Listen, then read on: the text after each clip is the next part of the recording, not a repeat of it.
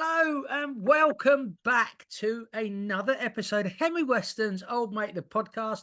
I've been doing this for over 3.5 years now, and I am returning from a 6-week break, which is the longest break I've ever taken. And to be honest, I feel very good for it.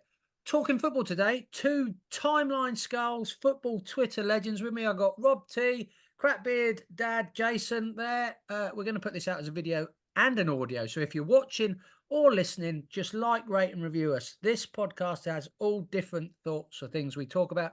This one is football with a focus on the upcoming EFL Championship season. Rob is a Sunderland fan. Jason is a freshly relegated, I'm sorry, Jason, Luton Thank fan. you very much. I'm a Man United fan who lives in the south, so no one gives a toss what I say, but these two are going to have a really good conversation. I've witted on enough. Rob, I think most people watching this probably know who you are, but just introduce yourself a little bit. Give us a brief introduction. We'll get Jason to do an introduction, and then we'll get into the football talk, mate. Yeah, so I'm Rob. I'm completely from Sunderland.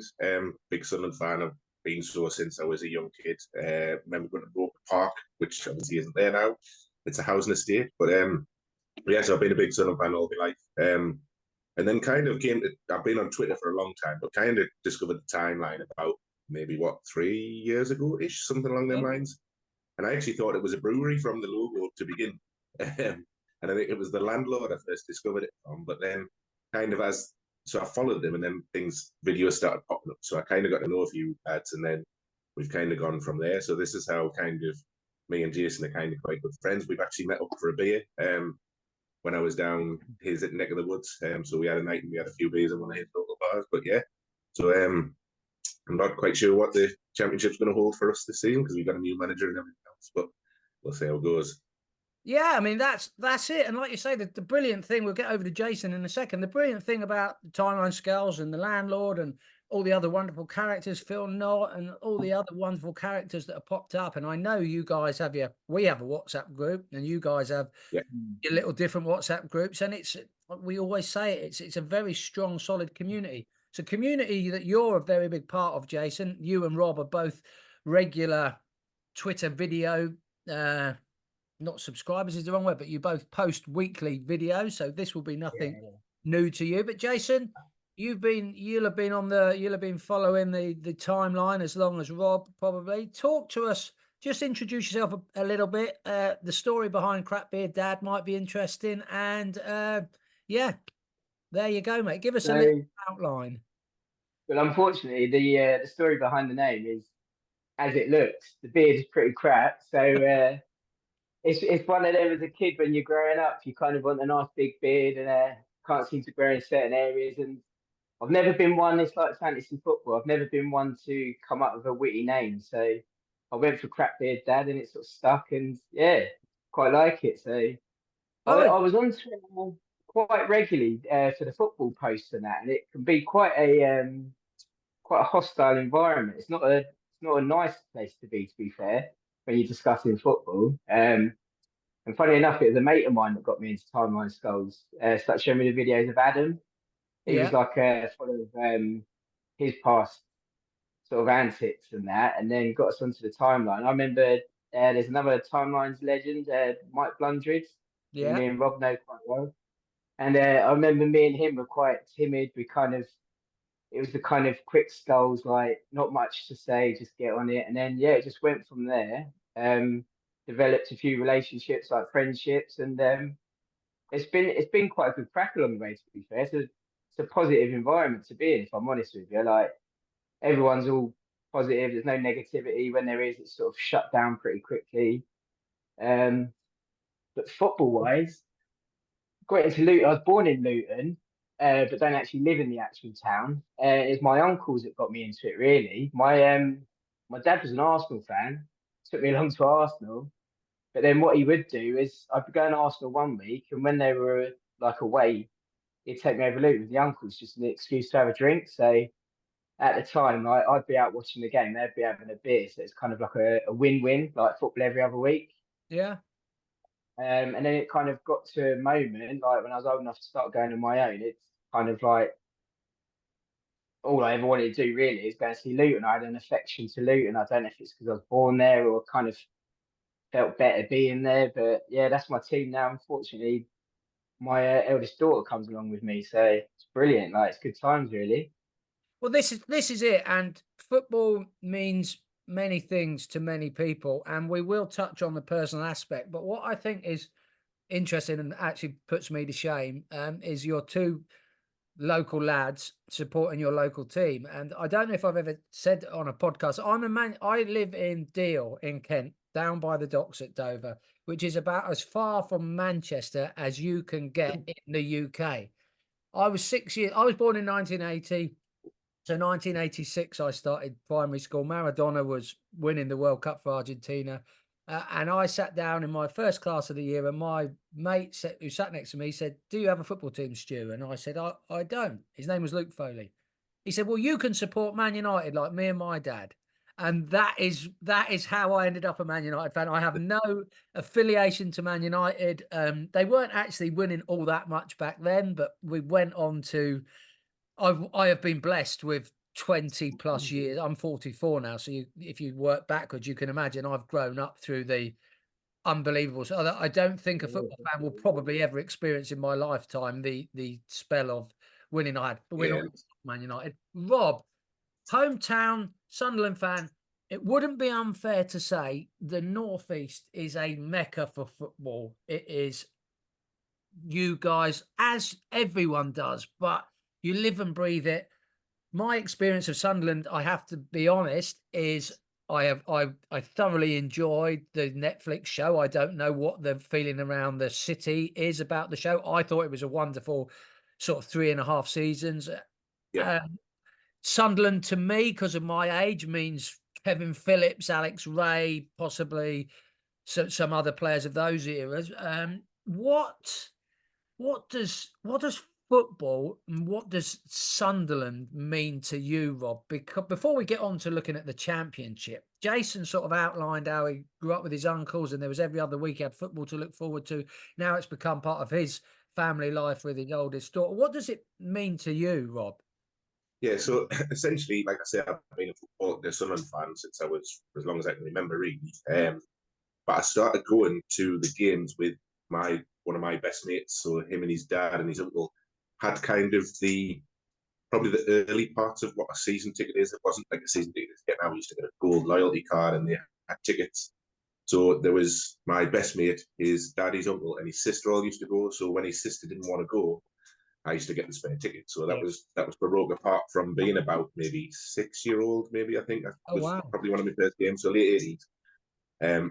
So I kind of went fairly regular all the way through till Baroque Park kind of closed. And then I don't know whether my mate stopped getting a season ticket or whatever, but we just kind of stopped going for a little while. And then it was only, weirdly, it was the 19-point season. So what was it, 2002, 2003 was my first season ticket season that I actually kind of got myself as an adult.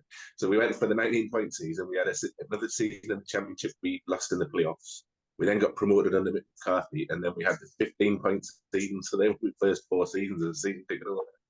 So kind of as a match-going fan, very early on, it was like you kind of went to the match with the hope of winning rather than any expectation, because we had seasons where we just didn't, like, I think we in the 15-point season, we didn't finish home until the last home game of the season, and that was a rearranged game that got cancelled for the snow, in which we were getting beat. So we kind of almost went a full season without winning one game. But yeah, excuse me. But yeah, so kind of football.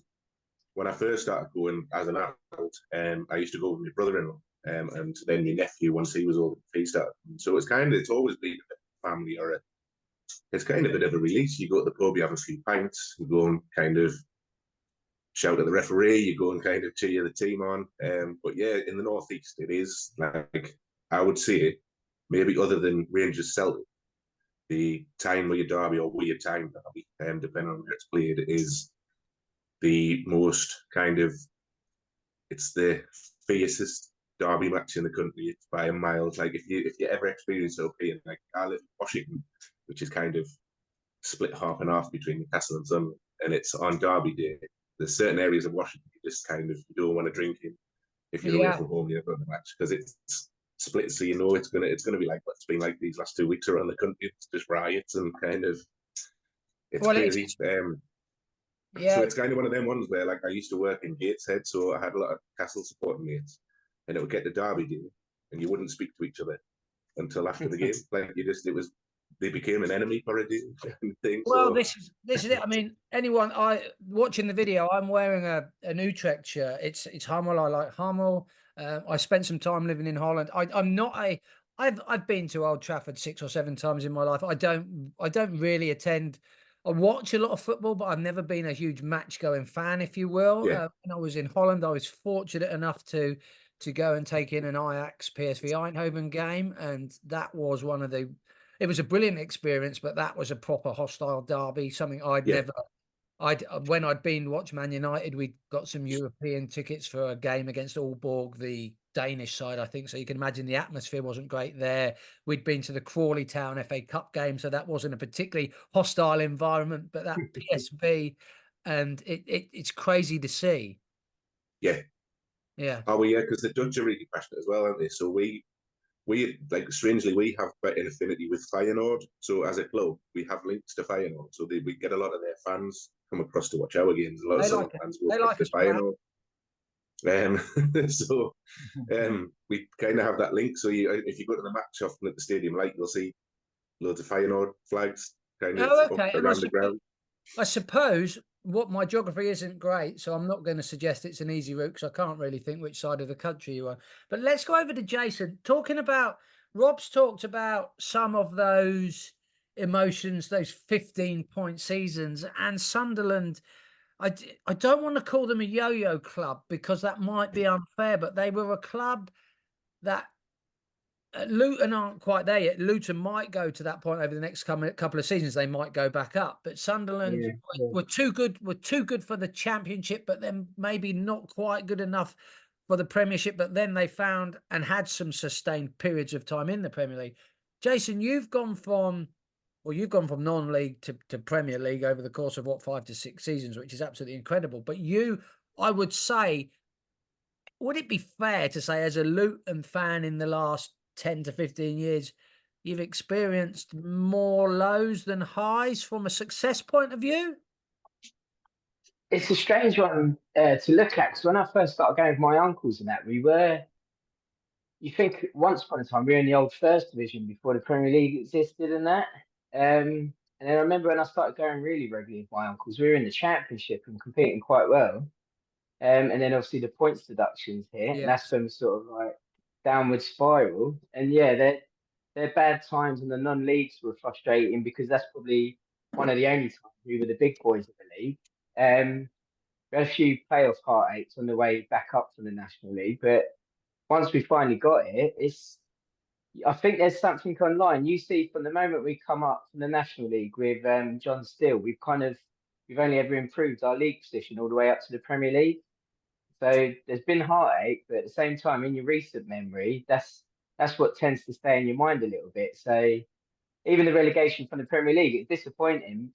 And I think we all went up there with the expectations we're just going to enjoy it. But it's easy said than done. When you're in the league and you're getting beaten every week and struggling to pick up wins, it's not enjoyable. You don't enjoy just being there. You want to be competitive.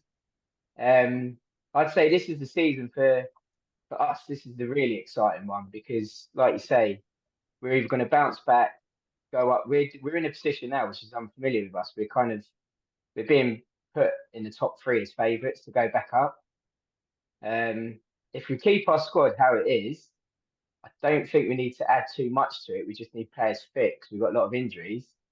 But yeah, teams coming out of the Premier League is a difficult one, isn't it? Because some teams, once they come out, I think Sunderland experienced it after a while. Like once they come out of the league, sometimes it's a struggle to get back up, isn't it?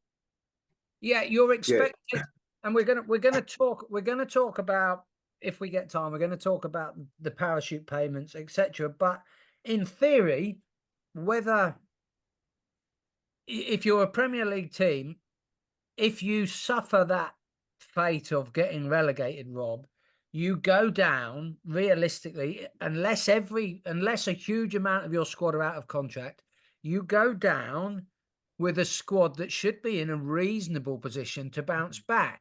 You get these parachute payments that are quite considerable. The first year is up to 50% of the TV revenue money that the current Premier League sides will inherit. And you go down with some squad players. Yes, a lot of them you might be picked at like a sort of a dying fish. The lower half of the Premier League sides might take some of your best assets.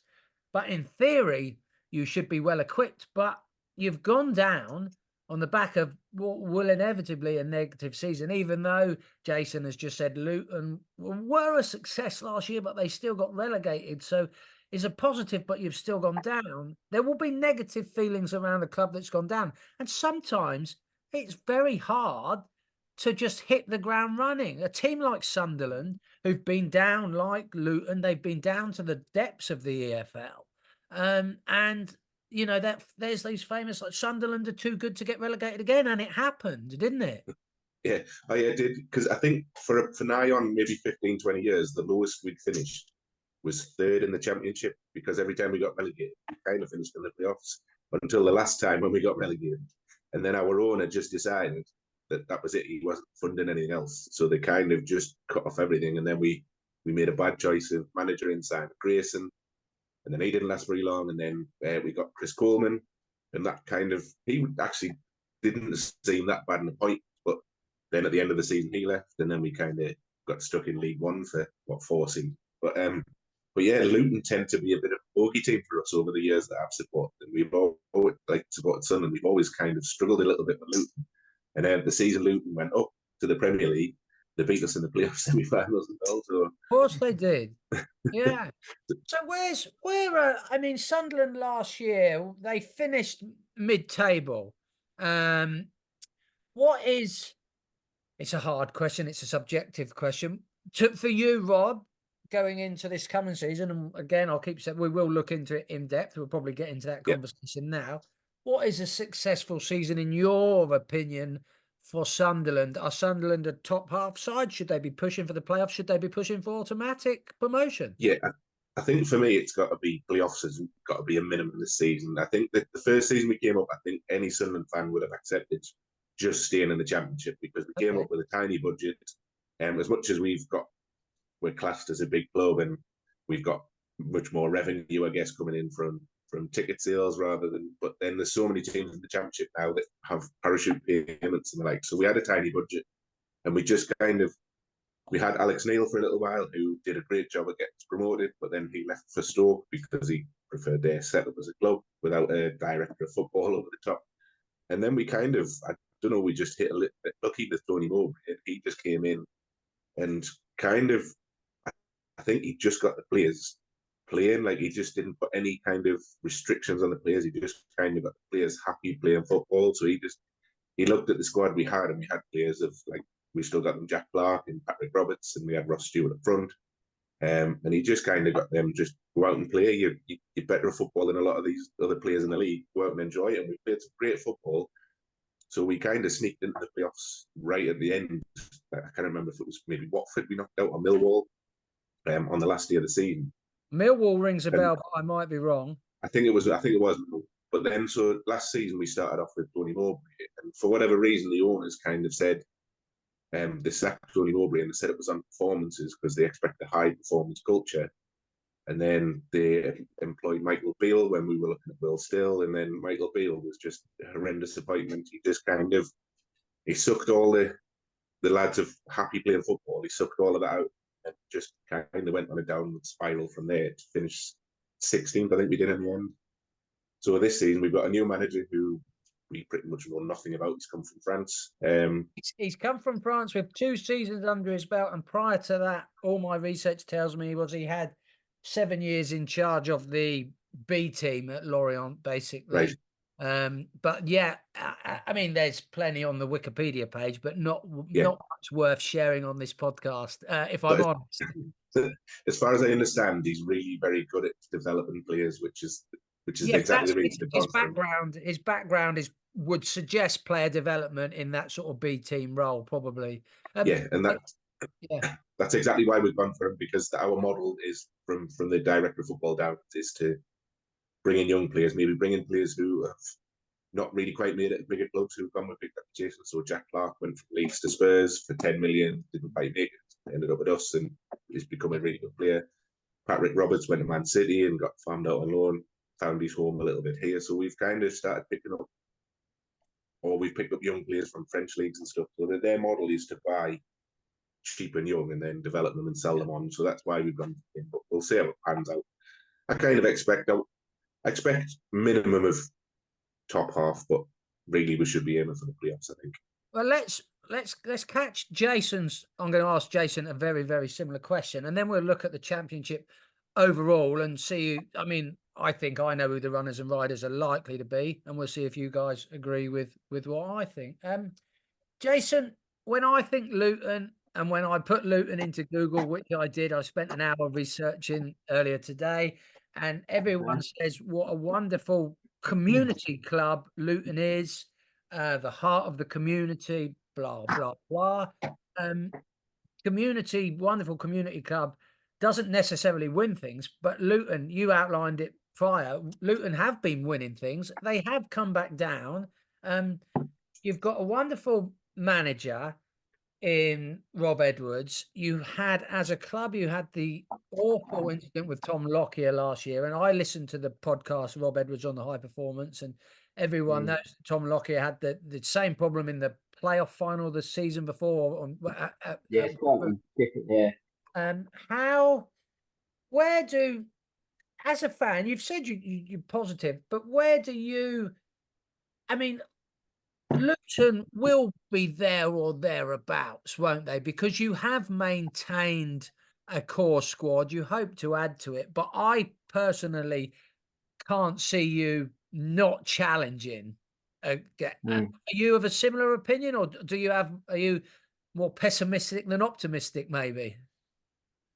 I'm always down the middle. I err a little bit pessimist, then I'm a little bit patient. But the way I look at it, get a finer judgment come the end of the window, because we've got a couple of players with clubs sniffing around and a lot of rumours. And I think, like same with most clubs, until that window shuts, we firmly know who we've got, we'll have a better idea. But looking at our squads at the moment, if we were to keep everyone we've got, ideally we'd like to buy a couple of players. But if we didn't add to it and we kept everyone, I'd be pretty confident that squad's good enough to, at least minimum, should be getting in the playoffs. I don't quite think we could make the automatics. We'd need a couple of more defensive signings, I'd say. 'Cause as you saw in the league last year, I know the level was better, but defensively we were very open. Yeah, I noticed.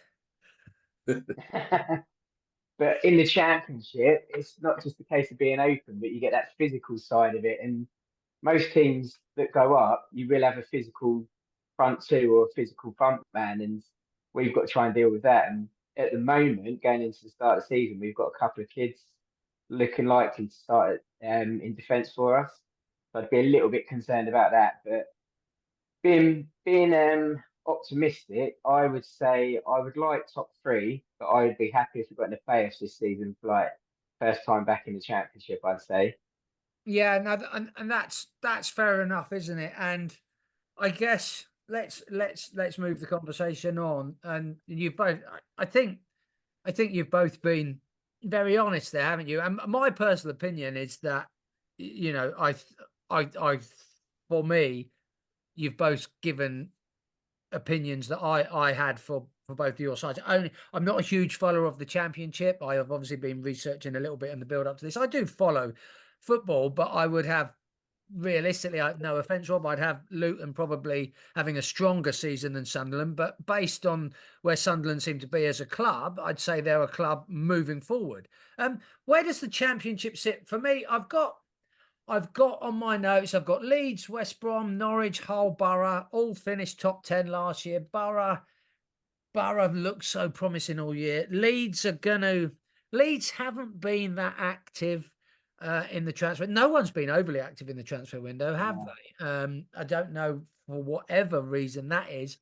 Leeds are going to be there or thereabouts. Rob, is concerned the right word? Who do you feel who are going to be the really good sides? Who are going to stop Luton getting those automatic promotion places? I think probably, possibly agree with Jason on this one. I've had a chat before, and I think it'd be Sheffield United, because they seem to have been really active in the transfer market, signed some really good players. But it'll, other than the teams that come down, it'll be the same. It'll kind of be the people who float around. So it'll be Norwich, it'll be Leeds, it'll be Millwall, will be around the playoffs, possibly Preston. But I think it all depends on the transfer window. But they'll be the top 10, 11 will be this also. It'll be whoever normally finishes top 10 or 11. You might get the odd surprise. So like Ipswich last year went from getting promoted to getting promoted again. So they were a bit of a surprise package, but I can't see any of the promoted teams doing anything. I don't know if it's the Portsmouth, Derby, and Oxford. Oxford, yeah, Oxford came up through the playoffs, didn't they? Yeah. I think that probably worry for them. I think they'll be prime candidates for relegation. Not sure about Derby or Portsmouth. Portsmouth tend to be the yo-yo team for League One and the Championship, really. And Derby are everyone used to say what a well-run football club Derby were. They're obviously pretty famous for a beyond appalling season in the Premier League with that lowest points total. Jason, do you have any other thoughts on what Rob's just offered? Every season throws up a surprise, doesn't it? But I mean, the Championship, as with football, as with professional sports, sadly, those clubs with the most amount of money to spend are normally at the pointy end of the table come March, April time. Yeah, I think pretty much. I think I've made it quite clear on Twitter and in the chats and that Sheffield United for me have had a very impressive start to the summer. They've sort of worked on their defence a little bit. They've got Kiefer Moore up front, who's sort of a well-known Championship striker who scored goals for them. Burnley have kept two of their players. They've got Sarori and Odebear, I think his name is. These two wingers in the Championship, they'll be ridiculously good. They will. So I think they're the two that I'll be looking at, and the ones that are knocking on the door every season for the past 3 or 4 seasons. Coventry, they're going to eventually get there sooner or later, and they're the little outsiders. They are, I think, every season that you got to expect. I think we all listen to quite a few podcasts, I think, and Mark Robins is a name that comes up. Why doesn't Mark Robins get the credit he deserves? Well, I don't know, but he seems to get to, as a Man United fan, Coventry were unlucky not to be in the FA Cup final, let's be honest, and they've been there or thereabouts, almost, they've almost had those back-to-back promotions in recent years as well, haven't they? Very good shout there. So there's a couple of things I want to talk about moving forward. We mentioned parachute payments, and Rob could be forgiven for sort of poking Jason and having a wind up saying, you should be fine because you're going to have X amount of £1 million to play with this year. And then you're going to have another, it's 55% you'll get this year, Jason, 45% in year 2 and 20% in year 3. Because it's based on a percentage, the crazy thing about that is that 45%, if for some reason a huge TV deal goes down, that 45% could actually be higher than the season 1, couldn't it? So, Rob, do you look at it, Rob? Do you look at it from a fan's point of view and just say, that's the way it is, and if we go up, we'll benefit? So it is the same for everyone, realistically? Or would you be tempted to look at it and say, Luton and other such teams have a bit of an unfair advantage? I think it's a funny one, because I remember when the first came about, it was all designed to allow teams to adjust from Premier League money to go back into the league. Contracts, etc. Yeah, so if they've got players on big contracts that are on for 2 or 3 years, then it allows them to pay them off and kind of survive without going bust. Yeah. But it kind of has created a divide in the Championship, so you'll probably have most teams that finish around the top 10 will have had some form of parachute payments in the last 2 or 3 years. But I'm kind of old school anyway, because I still remember the old Division 1, Division 2, etc., when the TV money was spread throughout the league. It was more of an even playing field then. Even kind of the European, I don't know what people's views are on the Champions League. I preferred the old European Cup when it was 2 legs and it was a knockout. But and it was actually the champions. Yeah, yeah, that's right. yeah. But yeah, so the parachute payments is a weird one because I think it protects teams from going bust, especially now in this current climate when players' wages are just astronomical. Like I remember when we gave, going back to kind of '90s, we gave Kevin Phillips something like 40 grand a week, and that was crazy money for a team like us. Yeah.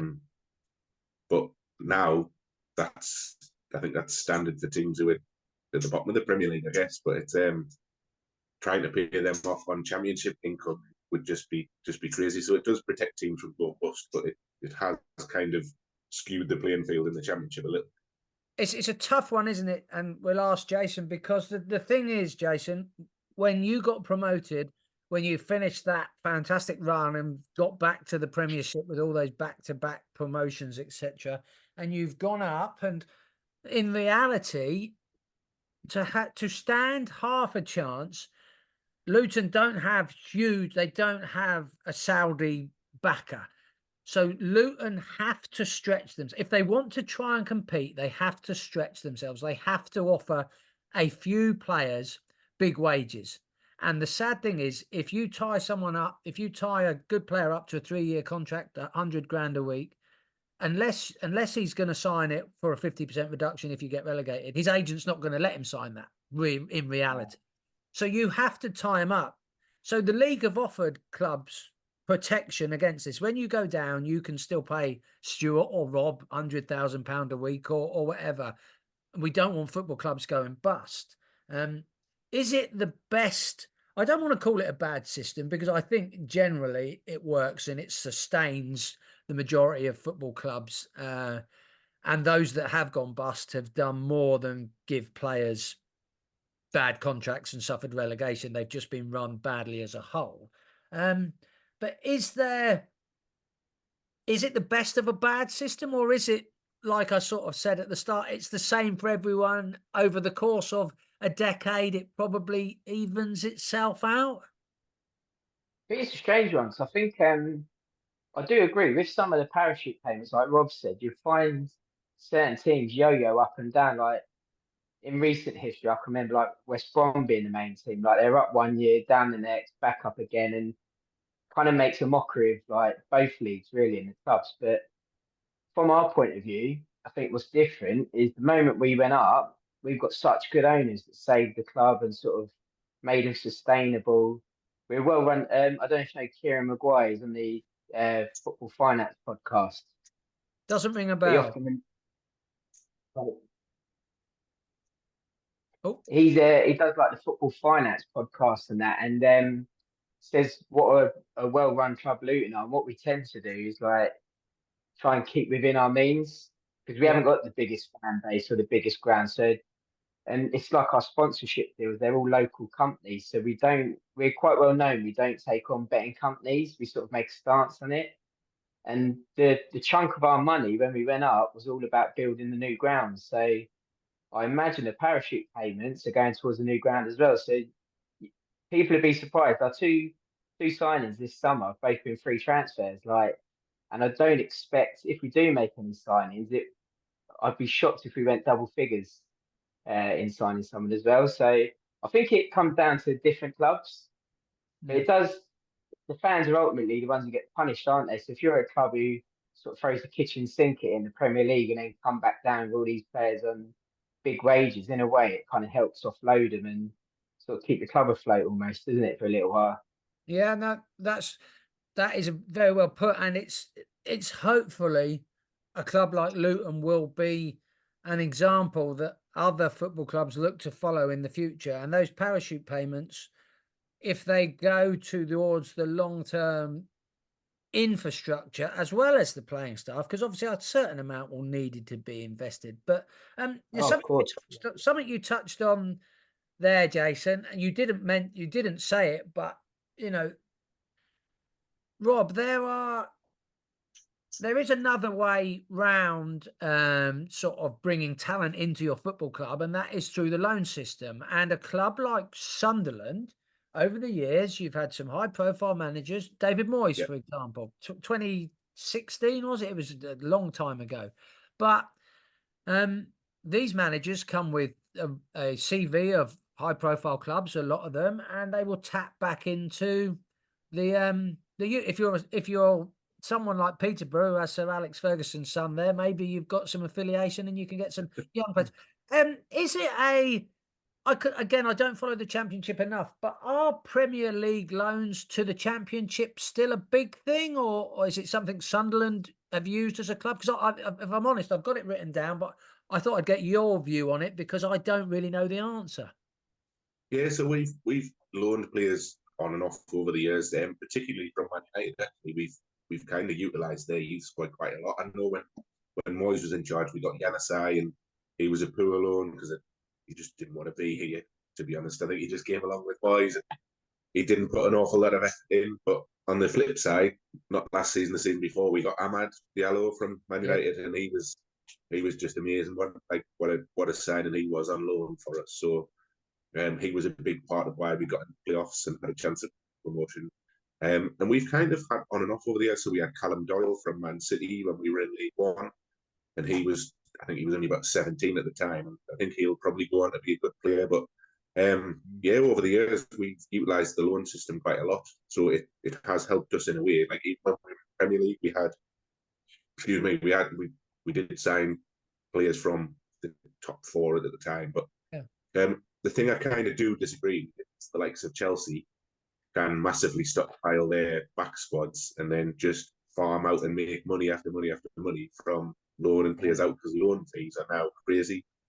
Like back in the 90s or so, you paid a portion of their wages just to kind of give them game time. Now it's big business. It's kind of like, right, a loan fee is now almost a signing on. It's now a signing fee. So sometimes you're paying 5-6 million to loan a player. I looked on the internet. Obviously, there have been loan fees of upwards of £6 million being dished around in recent seasons. Is it something Luton have? I know the part of the world Luton are based in, Jason, but what sort of Premier League clubs could you be looking to borrow young talent from? Well, bearing in mind we get a lot of grief about Luton as a town, what people forget is we've got some really nice affluent and like really nice surrounding areas. So when the players do come to Luton, you've got like St Albans, you've got Harpenden, London's like about 35 minutes up the road. So last year we had Sammy Lokonga from Arsenal. Of course. And he's sort of come with mixed reviews from Arsenal fans. But the worst thing I dislike with loan signings is you fall in love with them too much. And we loved him at Luton. He was brilliant. He was, and we never kept him. But then on the other side of that, we got Marvellous Nakamba in the Championship off Aston Villa on loan, and he was a revelation. He's probably a big part of why we went up. We signed him permanently, luckily, in the Premier League, and then he got injured when he come back from Zimbabwe. So he was out for the season, so he could benefit. But yeah, we've had some good ones. You don't always tend to get youngsters now. It used to be about having the kids, but you sometimes get like the fringe players or the players that are out of favour and that do the rounds now on loan. So they can work. The only thing that I'd say is negative about it, some clubs will get a lot of loan signings in and build their team around it, and then the following season you're sort of starting from scratch again. So depends how you use it, I think. It's definitely, and it is, again, it's one of those possibly like the parachute payments that we just mentioned. It's a system, if well used, can be hugely beneficial, could be potentially very beneficial in the short term, like you just said, Jason. You could, you could gain a promotion with, I assume loans are limited. Say you could gain a promotion with 4 very promising young, talented players. And then, of course, they've got to go back to their parent club, and you go up without a centre-half pairing and a prolific striker because they've gone back to Man City and Chelsea, only to be loaned out to Marseille or the arse end of Cameroon on some dodgy deal. This is an interesting one, gents. We're moving towards 45 minutes, but there's plenty more to discuss here. This is an interesting one, and you both currently reside in the Championship. It's something we talked about the breakaway European Super League, and something that has sort of been talked about, not in the same context, but potentially if the Premier League was to ever break away and become a separate entity. So, for example, we said as of tomorrow, the Premier League is now unattainable for the AFL. They are going to exist. There's going to be no relegations. We're almost going to go to a American franchise style side. So when the 20th team finishes, we don't have a draft, but then they receive a bit more money, and we're going to see various teams within that 20 push for different positions based on blah blah blah. Would you guys be happy if the championship became the peak of what you could achieve as a football club, Rob? Um, I guess it's a funny one because it depends on what would happen with whatever the franchise league would be, whether it is seen as the peak of English football, but I guess it depends on what sort of TV coverage it gets and the likes of that, because now the championship, like, strangely, when we went down to League One, and we featured on TV fairly regular, but now since we've got promoted back to the championship, we're on Sky all the time. So if we get a lot of TV coverage, if it's classed as the top English league, and then say, for example, highlights, because I think from the championship downwards, the highlights kind of program is poor. I don't know if it's on TV now or if it's Channel 4 or what, but it's shown at 12 o'clock at night or 12:30 at night. It's with Manish, isn't it? He does it at 11:40 or something, and it's pretty average cover. So it's kind of like you got match of the day from the Premier, and that's on at 10 o'clock, 10 or 15, something like that. Like the championship, EFL highlights are kind of shoved like into the midnight sort of graveyard shift. So I think if it was kind of seen as the peak and the TV coverage was great, then go for it. Like if teams want to break off and have a franchise league, then to me that's them selling their soul, and the rest of us will get on with playing football as it should be. I think if that won't become a reality, I'm pretty sure it won't. But if it did, Jason, I mean, the fact is that you know, if it was this season to happen, Luton and Sunderland both find themselves it's not the Premier League, but they find themselves in the top division of the possible relegation and promotion system. Don't want to. Your thought? What would your thoughts as a fan be? Because you would still, even though we'd say the Premier League doesn't exist anymore, Luton might win the championship this year and can't gain promotion. You would be looking at what you couldn't have, wouldn't you? It would take a few seasons before that became the new normal, I guess. Yes, it's one. It's easy for me to make my comments be quite negative on it, so it's easy for me to say this, and unless you experience it. But we won the championship and never went up. We're the best team in England, in my opinion. So I'd settle for that. I think I do get it. There is going to be some form of a breakaway, whether it's just playing that extra 39 game in America or Asia. But for me, I have this conversation quite a lot with Premier League fans, and it's all about the fans that go to the game. I appreciate fans that come all over. Like we had a guy on Twitter, funny enough, from Japan that come over, and he was made so welcome because someone supporting Luton from Japan is like unheard of. And the club were brilliant with him. They gave him a tour of the ground, and like I think he got a signed shirt and that. And it's nice to have that because it's new to us. But I don't know, for me, I wouldn't be particularly that bothered. You're going to miss out on the revenue, but then if you look at someone like a Barry Hearn, he always sees like these little these key moments to make a bit of money, and who knows, the championship could become a big deal in English TV and that, and you don't know in Europe, couldn't you? Like, so I think European fans would support like domestic leagues rather than going like worldwide with their football and that. Well, there is a new improved TV deal, isn't there? And I know, again, Darren McAntony, the Peterborough chairman who features as a regular host on Talk Sport now, suggested that the extra £100,000 that it's worth to a championship or League One side isn't worth the 6 to 8 fixtures around 5:30 or 8 o'clock on a Friday, 12:30 on a Saturday that messes with travel, training, schedules. He suggested for him as a club owner, the money that they've paid isn't worth he would prefer it if it was just a Tuesday night and a Saturday 3 p.m. What do you guys feel? You're both match-going fans, but if Luton and Sunderland are going to be available via if you're fortunate enough to, let's not get the old Rishi Sunak gag involved here. If you're lucky enough to pay for your Sky Sports subscription and wealthy enough, if you're able to access your side more via television, that's, for me, that's a positive, isn't it, Rob? Yeah, I think, to be honest, like I think a lot of the streaming sites and everything help massively with fans being able to watch TV, and whether they're legitimate or illegitimate or whatever. But I know when we first went down to the Championship and League One, the iFollow service was amazing for a lot of fans, especially around the world. Like I have a lot of friends on Twitter who were Sunderland fans from the likes of Canada, and there's a guy who's from Sunderland but lives in Spain.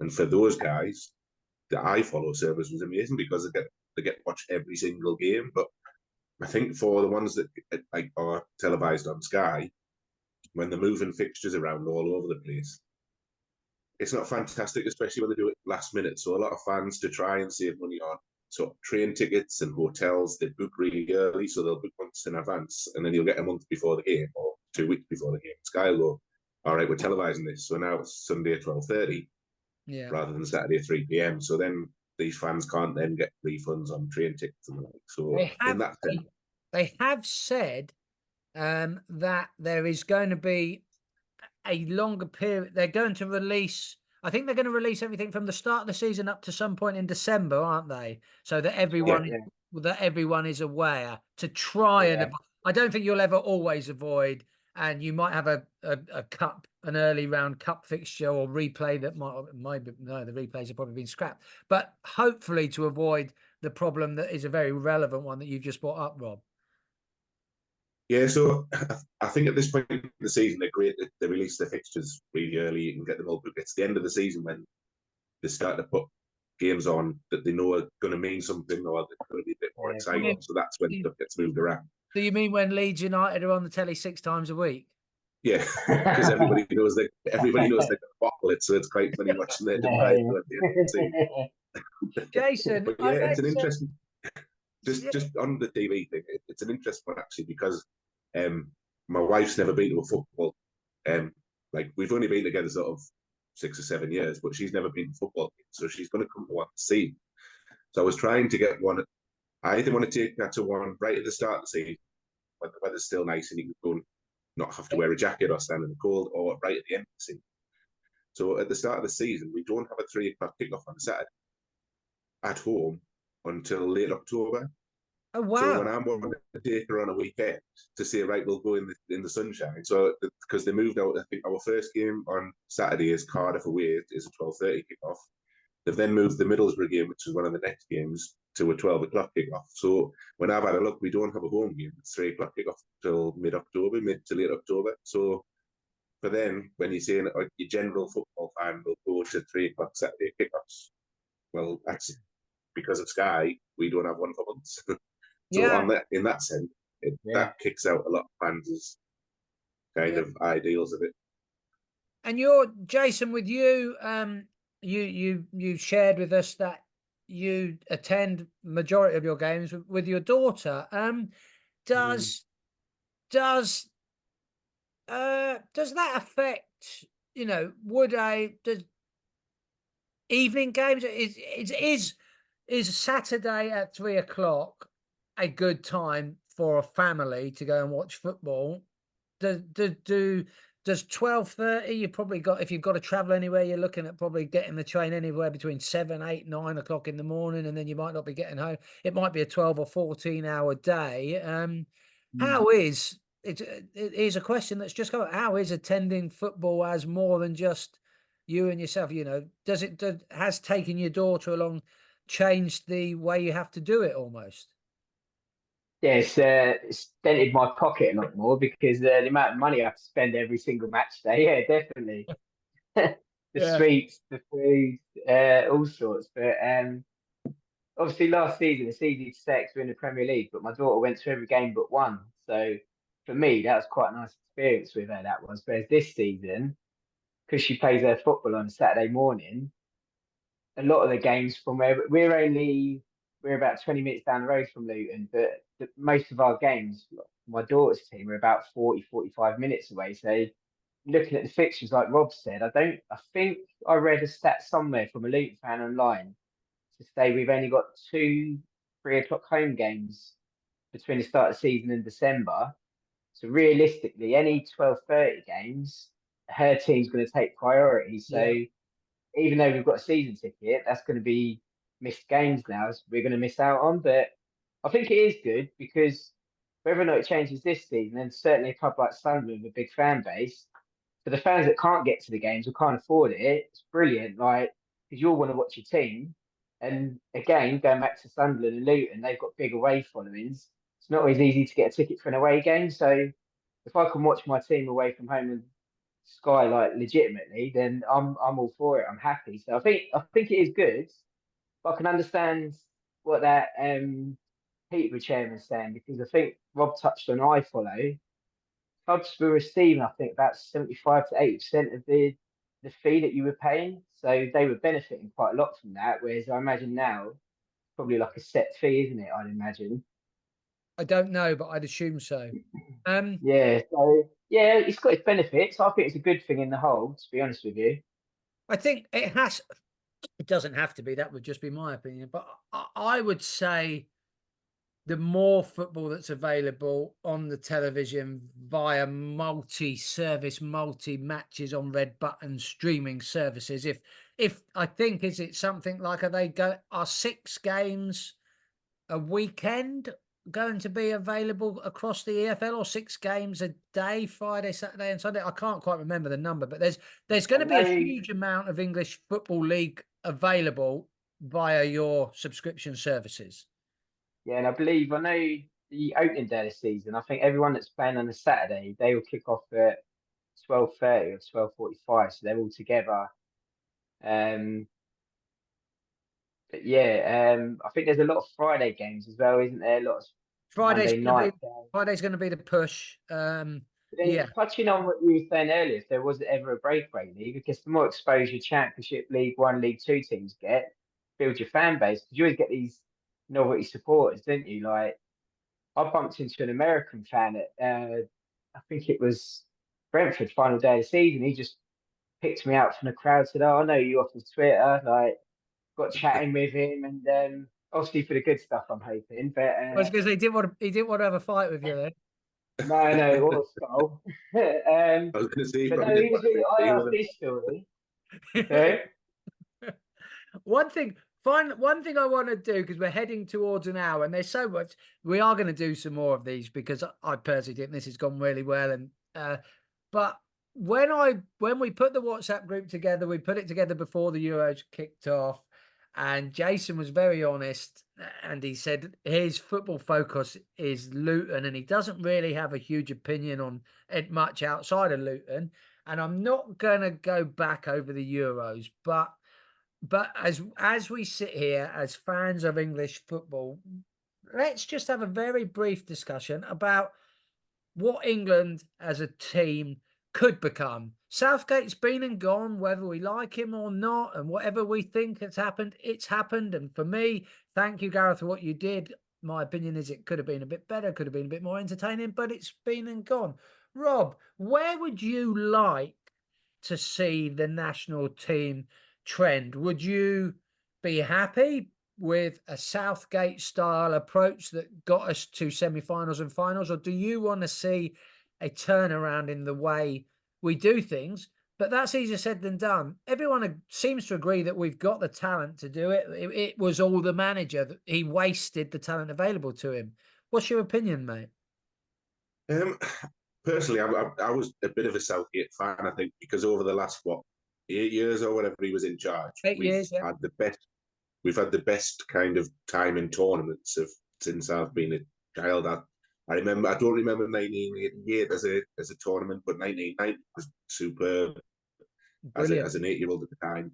92 was horrendous. So in my and then we didn't even qualify for '94. But I'll kind of not go through all their tournaments. But as under Southgate, good though. yeah, so yeah, 96 as well. So that was another one.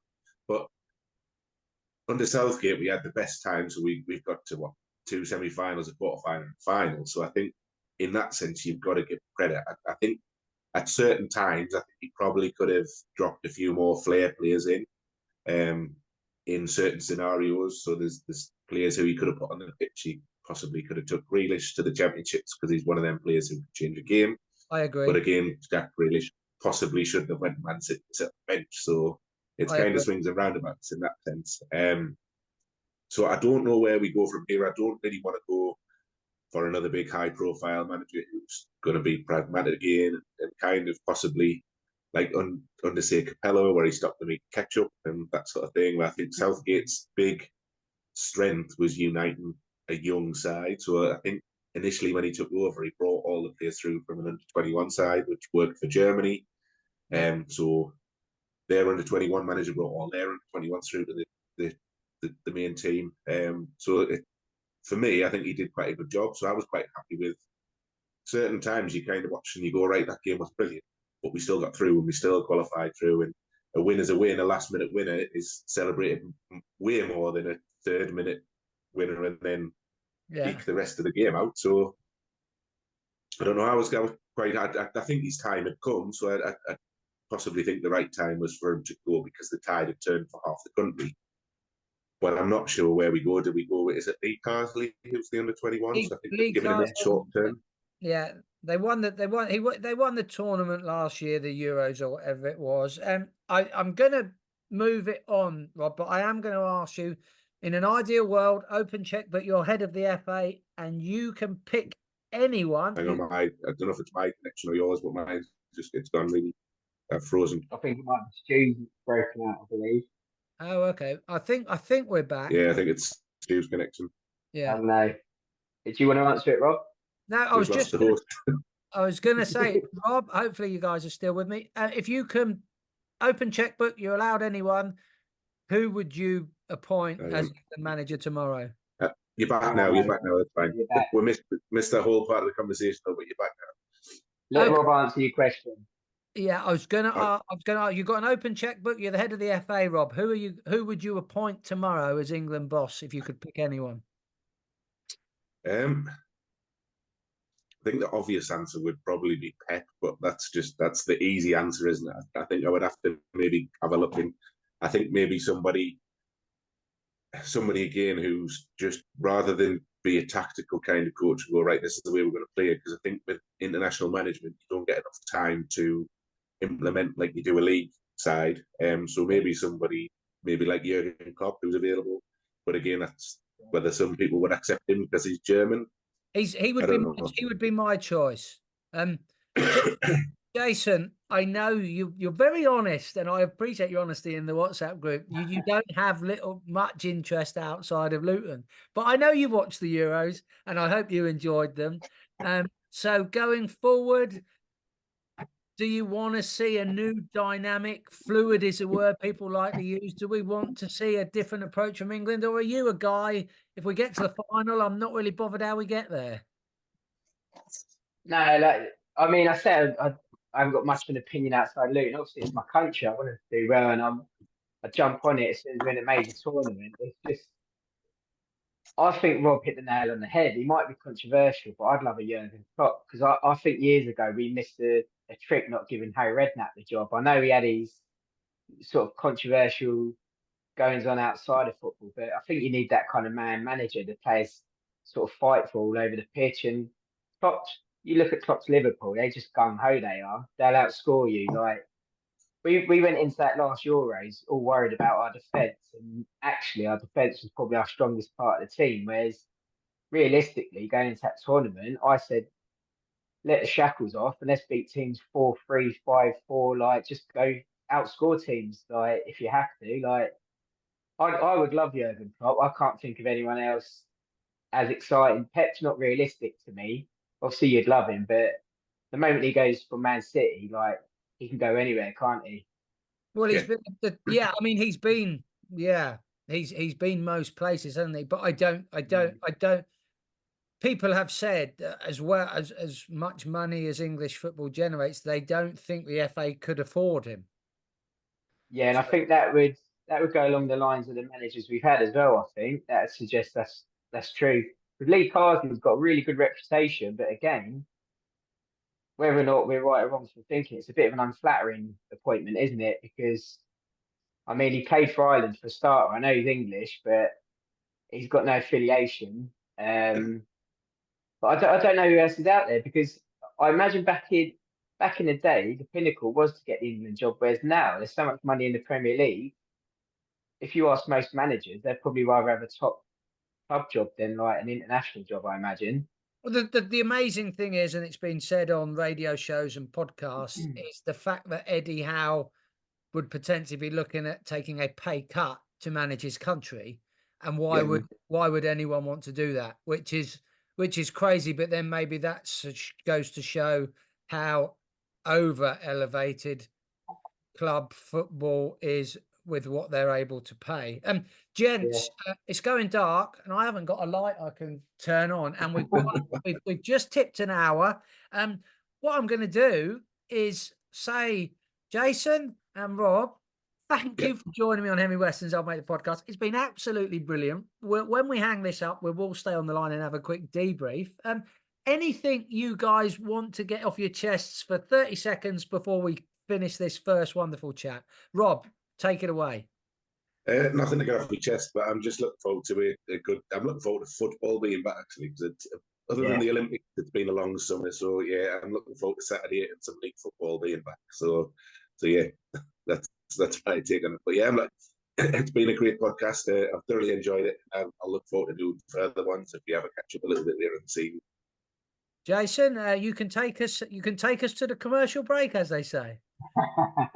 I echo Rob's thoughts. It's we've been lucky with the Euros and the Olympics, but you just can't beat like your club team. And we went pre-season on Saturday, like, and they're nothing much, but it's just nice to be home again, like, and we go again Monday now. So I'm just so looking forward to it. I am, and I hope we can do this again. I really enjoyed it tonight. Just casual chat. It's brilliant. Like, so yeah, hopefully a few more people on it next time, and should be interesting. We won't call anyone out, because then we get into a dangerous spot of calling people out every podcast. Jason, Rob, thank you for being wonderful guests on Henry Weston's I'll Make the Podcast. No, cheers for that, Stu. Thank you. Thank you, man. Cheers, Stu.